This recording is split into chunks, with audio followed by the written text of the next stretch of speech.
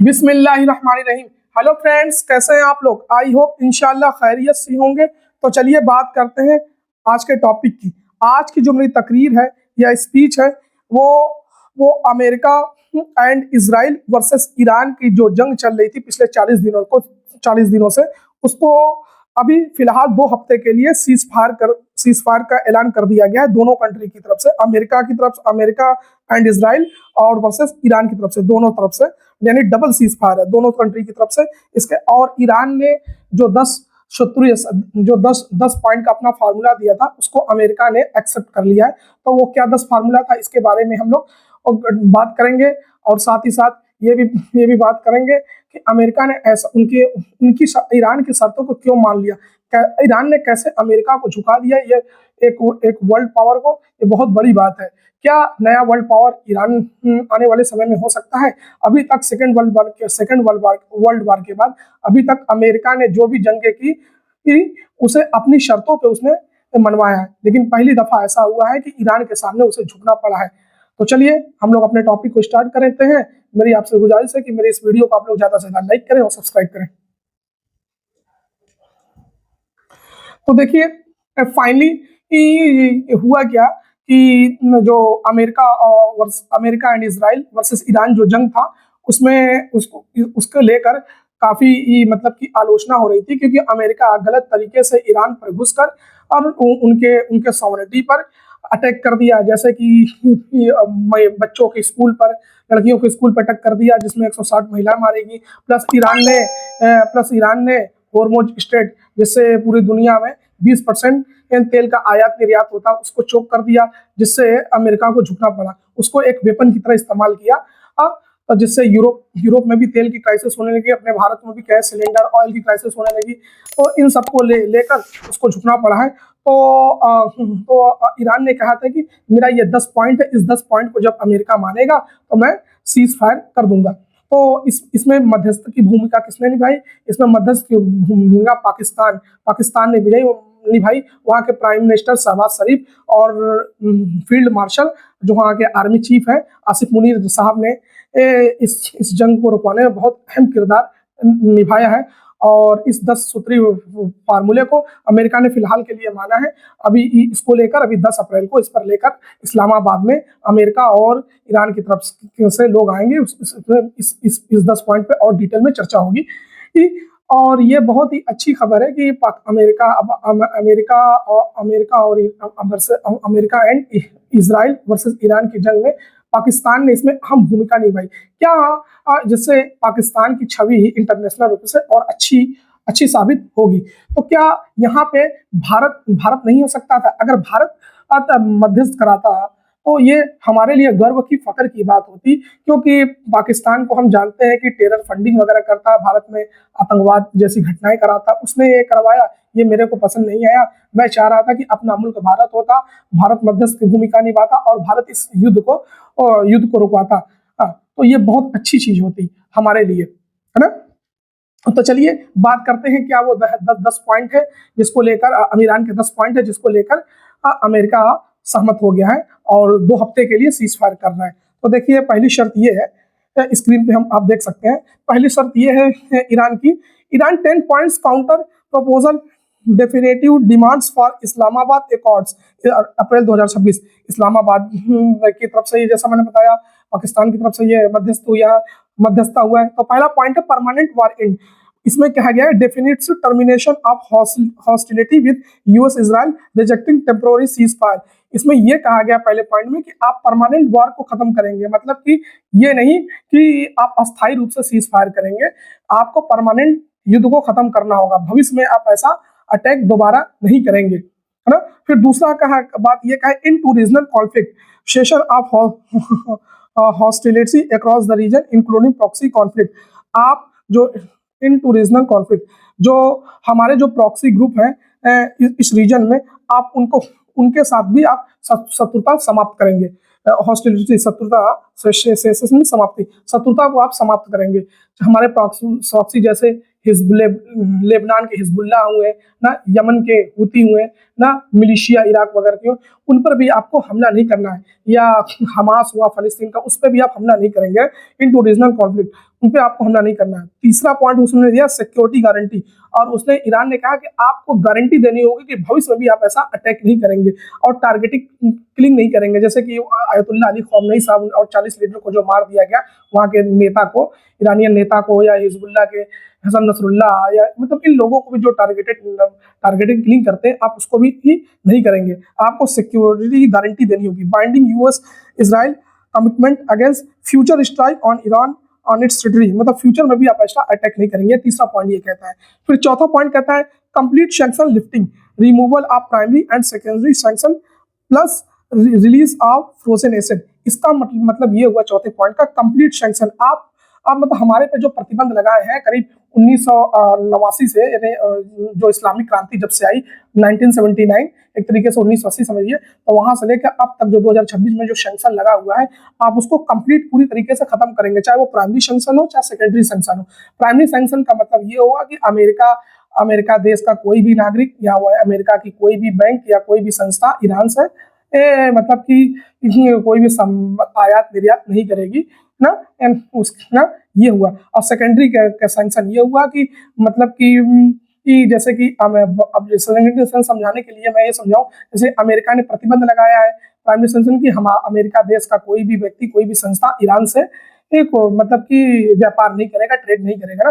और दूसरा secondary section ये होता है जो जैसे तीसरा देश भी इनके साथ कोई भी व्यापार ट्रेड नहीं करेगा। तीसरा देश जैसे कि अमेरिका ने जो प्रतिबंध लगाया, तो उसका सेकेंडरी सेक्शन ये लगाया कि भारत वगैरह भी, जैसे तीसरा देश भारत हुआ, यूरोप वगैरह भी, ये लोग भी इनके साथ ट्रेड वगैरह नहीं करेंगे ना।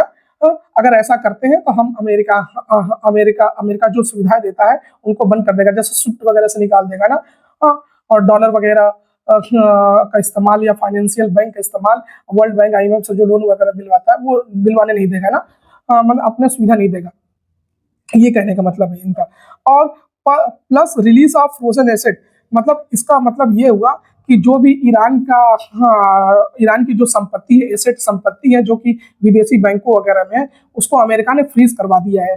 फ्रीज मतलब कि उस पैसे का इस्तेमाल, जो विदेशी बैंक में ईरान का पैसा है, उसका इस्तेमाल लेन देन की प्रक्रिया में ईरान नहीं कर पा रहा था। जैसे कि आप यूँ समझिए, जैसे कि आपका बैंक अकाउंट है, आपका खाता है, अब बैंक के अधिकारी या पुलिस ने ऐसा कंप्लेन किया, या बैंक के अधिकारी ने आपके खाते को मतलब कि ब्लॉक कर दिया, मतलब आप अपने पैसा तो आपका है, लेकिन आप उस पैसे को निकाल नहीं सकते, उसका लेन देन में इस्तेमाल नहीं कर सकते ना।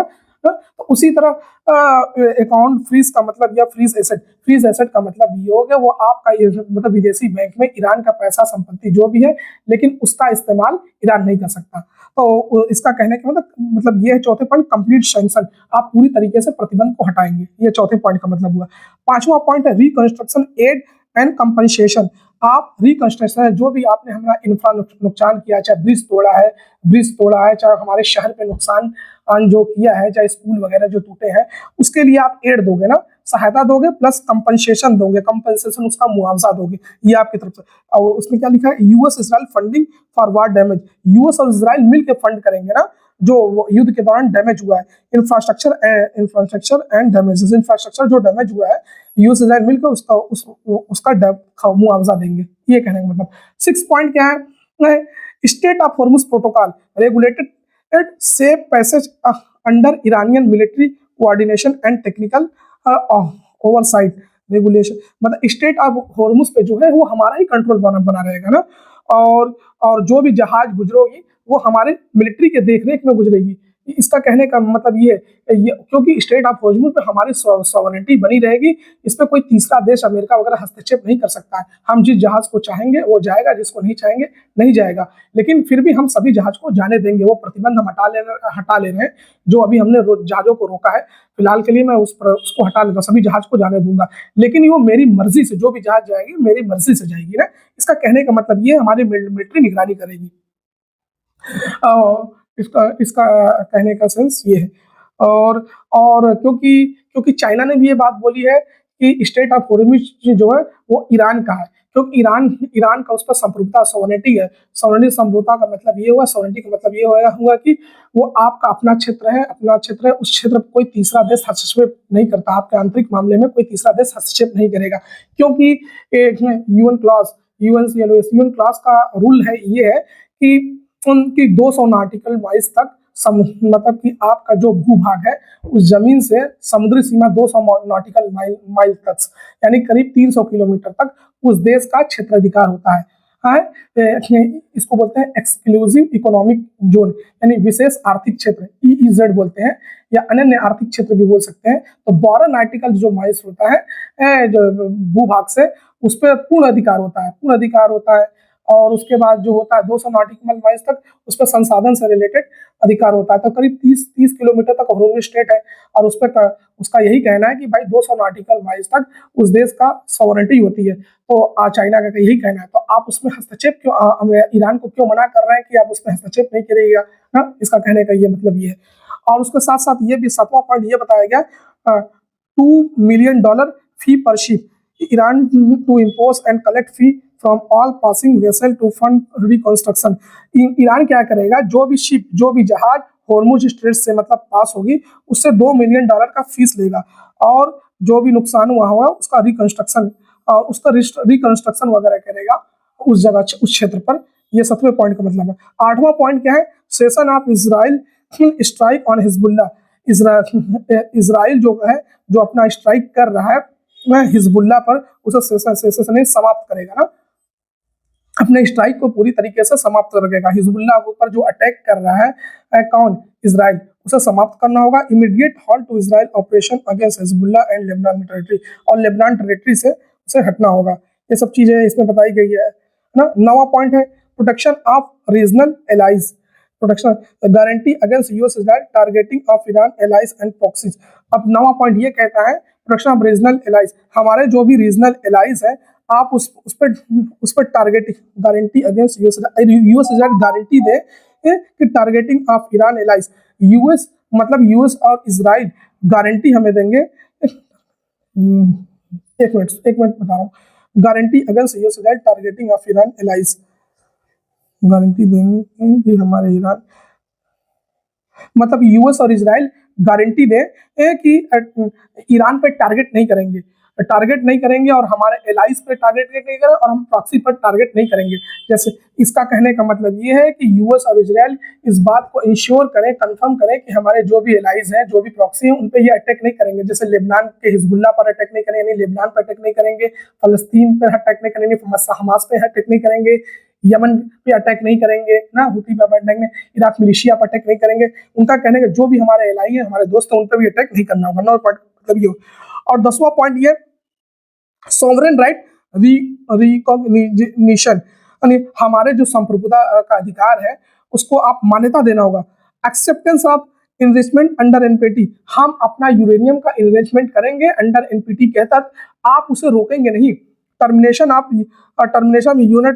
यूएनएससीआईए रिजोल्यूशन अगेंस्ट ईरान, जो भी यूनाइटेड नेशन सिक्योरिटी काउंसिल या इंटरनेशनल एटॉमिक एनर्जी एजेंसी ने हमारे विरुद्ध जो प्रस्ताव पारित किया उसको भी रद्द करना होगा। यानी कि हम एक तरीके से, इसका मतलब ये है कि हम अपना इन्वेस्टमेंट प्रोग्राम करेंगे और हम अपना मिसाइल्स वगैरह बनाएंगे। आप ये नहीं कहेंगे कि आप 300 किलोमीटर की रेंज तक मिसाइल वगैरह बनाएंगे।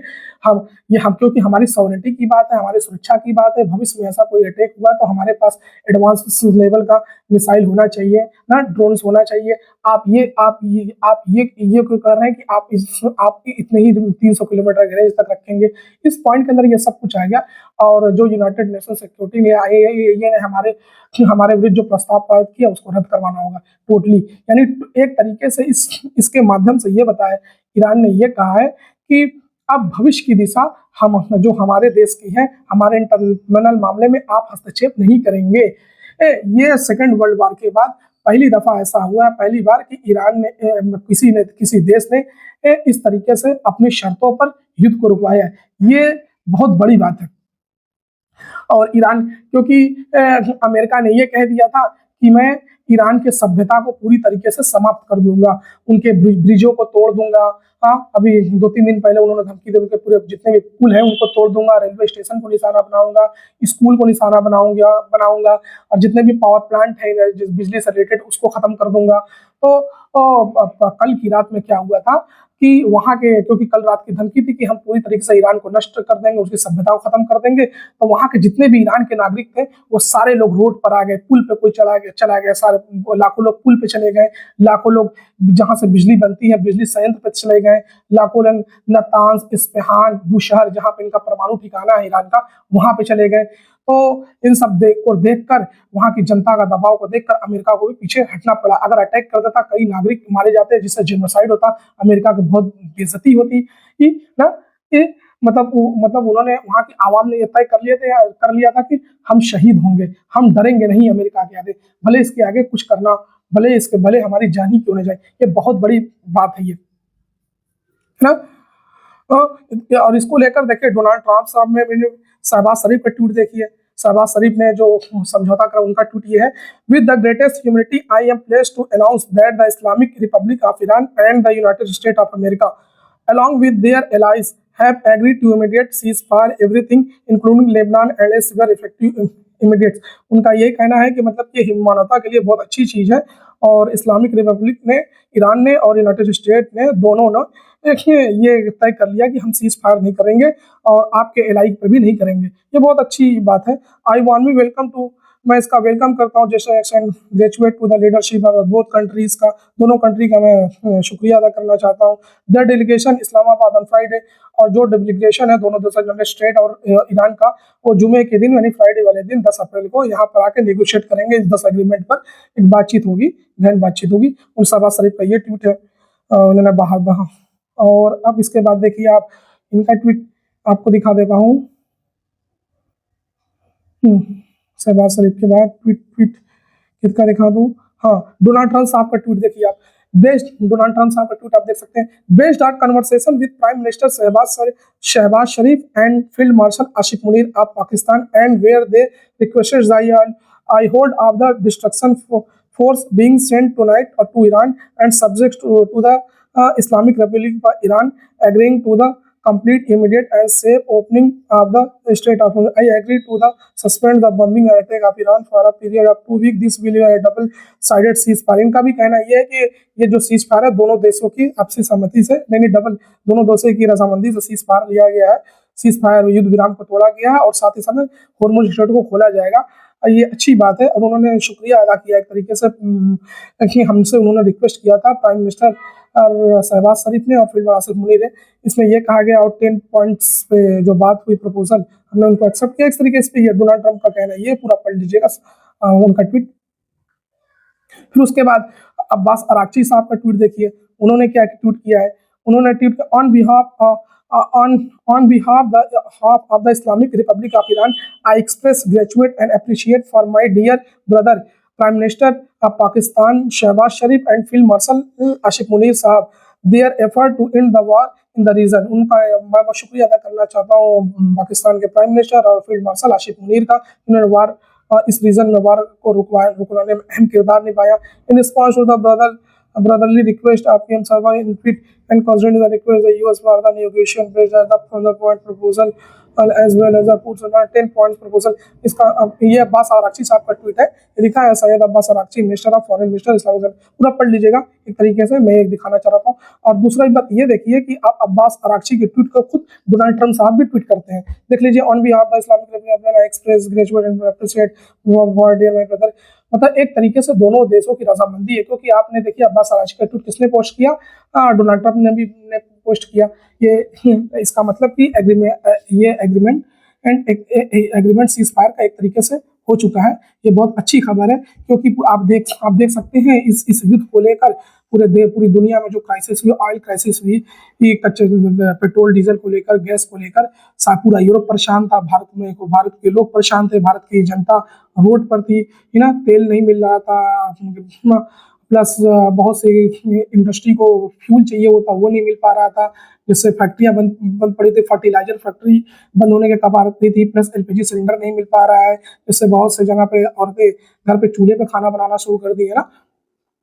कोरोना के बाद फिर से हमें सिलेंडर की लाइन में लगाना पड़ा ना, ये सब चीजें आ गई थी। अब देखिए ये चीज कि ईरान ने ये कहा कि हमें ख़त्म करने के लिए सिकंदर ने भी ख़त्म करने की कोशिश की, मंगोलों ने ख़त्म करने की कोशिश की, लेकिन अल्हम्दुलिल्लाह हम किसी से डरे नहीं। जैसे अमेरिका कह रहा था कि मैं पूरी सभ्यता को ख़त्म कर दूंगा ईरान के, तो आए हिम्मत है तो करके देखे। ये इस सोच को उसने भी पाला था, सिकंदर ने भी और मंगोलों ने भी, लेकिन अल्हम्दुलिल्लाह किसी ने ख़त्म नहीं कर पाया। हम एक बहादुर कौम है, अल्लाह से डरने वाले हैं, हम डोनाल्ड ट्रंप से डरने वाले नहीं हैं। एक तरीके से उन्हें बहादुरी की अपनी दिखाई ईरान वालों ने। अच्छा, डोनाल्ड ट्रंप क्यों झुके? डोनाल्ड ट्रंप का झुकने का कारण ये था क्योंकि डोनाल्ड ट्रंप की जो साख थी प्लस अमेरिका की जो तो साख थी, वो एक ताक पे रख दी थी, ताक पे रख दी थी डोनाल्ड ट्रंप ने अमेरिका की साख, क्योंकि पूरी दुनिया से ये अलग थलग हो गया था अमेरिका। इनका साथ जर्मनी नहीं दे रहा था, जापान नहीं दे रहा था, ऑस्ट्रेलिया नहीं दे रहा था, ब्रिटेन नहीं दे रहा था, फ्रांस नहीं दे रहा था, सबने इस युद्ध का कंडेम किया। इटली ने भी कंडेम किया। आपने मीनाब स्कूल, लड़कियों के स्कूल पे आपने अटैक कर दिया, बताइए 160 लड़कियां मारी गई ना, और आपने पहले अटैक किया, उनके सुप्रीम लीडर को मार दिया। और इस तरीके से अटैक करना एक तरीके से यूनाइटेड नेशन के चार्टर का घोर उल्लंघन है। आप किसी भी देश में घुसकर उस पर अटैक नहीं कर सकते और वहां के लीडर को नहीं मार सकते, यूनाइटेड नेशन का घोर उल्लंघन था। आपने उसके कानून को नहीं माना ना। ये सब चीजें थी। उसके बाद प्लस क्या हो गया था, पूरी दुनिया में ऑयल क्राइसिस हो गई थी, तेल की क्राइसिस, तेल गैस की क्राइसिस हो गई थी, जैसे पूरा यूरोप इन पे प्रेशर डाल रहा था। प्लस उसके बाद गल्फ देशों में जो अमेरिका का इंटरेस्ट है, वहाँ के जो सऊदी अरब वगैरह अमेरिका से नाराज हो गए थे ना। ये चीज डॉलर डॉलर की डी डॉलराइजेशन की बात आ गई थी, वो तमाम चीजें थी। प्लस उसके बाद डोनाल्ड ट्रंप पर उनकी पार्टी के लोग प्लस विपक्षी पार्टी के लोग सभी ने इनका विरोध किया। आपने जंग क्यों की इसराइल के चक्कर में आपने जो क्यों किया, तमाम चीजें। 90 लाख, करीब 90 लाख लोग रोड पर उतर गए, डोनाल्ड ट्रंप के खिलाफ नारे लगाए। ये सब तमाम चीजें थी जिससे इनको झुकना पड़ा डोनाल्ड ट्रंप को। और दूसरी बात कि मुझे ये लगता है कहीं ना कहीं से जो वर्ल्ड पावर का तमका इनके पे लगा हुआ था, कहीं ना कहीं से अब ये शाख में कहीं ना कहीं से कमी आई है। पहली दफा ऐसा हुआ है सेकेंड वर्ल्ड वॉर के बाद कि अमेरिका को झुकना पड़ा है। ऐसा कभी नहीं हुआ था कि अमेरिका को झुकना पड़ा है। हाँ? तो आई होप जो मैंने समझाने की कोशिश की होगी आपको बहुत ही अच्छे से समझ में आया होगा। और मेरा यहाँ पे ये संदेश है कि इंडिया के लिए, इंडिया को भी इस तरीके से मजबूत बनना होगा, पावरफुल बनना होगा। हमें किसी के दबाव में आके काम नहीं करना होगा, तब जाके हम वर्ल्ड पावर बन सकते हैं। आज करीब 1980 से लेके आज तक ईरान देखिए सैंक्शन प्रतिबंध झेल ले जाए न जाने किस तरह, लेकिन कभी झुका नहीं। 40 साल से उसने मेहनत की। आज अल्हम्दुलिल्लाह करीब 20 देश पे 15 से 20 देश पे उसने अटैक किया, गल्फ के देशों पे अटैक किया ना, अटैक किया। आपने देखा होगा सऊदी अरब हुआ, दुबई, कतर वगैरह हुआ, इसराइल हुआ ना, इन सब पे अटैक किया, डरा नहीं। उसने 40 साल से मेहनत की थी ऐसा। अब हम देखिए हमारे कंट्री में क्या हुआ। अमेरिका ने कह दिया कि आप ईरान से तेल मत लो। 2018-19 के आसपास की घटना है। हमने प्राइम मिनिस्टर मोदी साहब ने तेल लेना बंद कर दिया। उन्होंने कहा कि आप ईरान में भारत बंदरगाह है, हमने उसमें बनवाने में काफ़ी पैसा दिया था, अपना किरदार निभाया था, उसमें हमें एक एक्सेस में मिला था। हम अपने हिसाब से बाहर को चला सकते थे एक टर्मिनल का, उसका एक्सेस हमसे उन्होंने मना कर दिया अमेरिका ने। हमने उसको छोड़ दिया। वो हम रसिया से सबसे सस्ते में कच्चा तेल लेते थे। हमने अमेरिका के कहने पर कहा जी हुजूर, हमने कच्चा तेल लेना छोड़ दिया। उसने बोला कि आप रसिया से नहीं लोगे, हमने कहा जी हुजूर। उसके बाद IRS देना आई थी विशाखापट्टनम में, ईरान की नेवी हमारे देश के साथ प्रैक्टिस करने के लिए। जब इंडियन ओशन में अटैक कर दिया गया, कई लोग मारे गए, तो ईरान के नेवी में कई लोग मारे गए, तो हमारी तरफ से कंडेम भी नहीं किया। प्लस आयतुल्ला खुमैनी साहब मारे गए, हमारे प्राइम मिनिस्टर ने कोई ट्वीट नहीं किया, कोई कंडेम नहीं किया ना। जबकि ये इंटरनेशनल लॉ के खिलाफ है, किसी देश पे के सुप्रीम लीडर को मारना और वहाँ की सॉवरेनिटी पे अटैक करना, ये गलत चीज़, हमने कंडेम नहीं किया ना। तो कहीं ना कहीं से मतलब ये दिखाता है हमारी पॉलिसी बहुत वीक है। और ईरान ने पाकिस्तान के, चाइना के, भले ही जंग चल रही थी, रसिया के जहाज को और ऑयल को हॉर्मुज स्ट्रेट से जाने दे रही थी, लेकिन हमारे जहाज को नहीं देने दी। बल्कि वहाँ के एक फॉरेन मिनिस्टर का बयान भी आया कि मैं पहले तो जाने नहीं दे रहा था, फिर उन्होंने ये स्टेटमेंट जारी किया कि मैं भारत के कुछ जहाज़ों को जाने दे रहा हूँ, क्योंकि वहाँ की सोशल मीडिया पे, क्योंकि मैंने इंडियन के सोशल मीडिया पे ये देखा कि वहाँ के करीब कि ज़्यादातर जनसंख्या, अधिकतर जनसंख्या 80-90% जनसंख्या ईरान का सपोर्ट कर रही है, इजराइल के साथ खड़ी नहीं है। इजराइल के साथ नहीं है, वो हमारा सपोर्ट करिए। मैं वहाँ की जनता के लिए 2 शिप को जाने दे रहा हूँ, कंटेनर को जाने दे रहा हूँ, और जिसपे क्रूड ऑयल था, एलएनजी सिलेंडर वगैरह था ना। मतलब उन्होंने कहीं ना मोदी सरकार का नाम नहीं लिया ना। ऐसा इसलिए उन्होंने किया क्योंकि इंडिया का स्टैंड क्या था, आई स्टैंड विद इजराइल, मैं इजराइल के साथ खड़ा हूँ, क्योंकि इससे पहले, जंग से पहले हमारे प्राइम मिनिस्टर साहब इजराइल गए, उन्होंने उसको फादरलैंड बनाया, बताया, अब इंडिया को मदरलैंड बना दिया ना। अब देखिए कि हो सकता किसी ने मजाक में किसी को फूफा लैंड बनना बता दे, ऐसी चीजें लोग कह रहे हैं। और 56 इंच के सीने की बात करते थे, लेकिन वो तो अमेरिका के दवा में जी हुजूर करते चले गए, है ना। आखिर क्या पता क्या एपस्टीन में फाइल में नाम था कि हरदीप पुरी का नाम है या अनिल अंबानी का नाम है, या कहीं क्या नाम वगैरह था कि आप सरकार में और लोगों का, कि इस तरीके से दबाव में आके काम किया, है ना। मुझे लगता है कि अपनी फॉरेन पॉलिसी निष्पक्ष होना चाहिए, न्यूट्रल ट्रांसपेरेंट होनी चाहिए, हमें किसी के दबाव में आके काम नहीं करना चाहिए ना।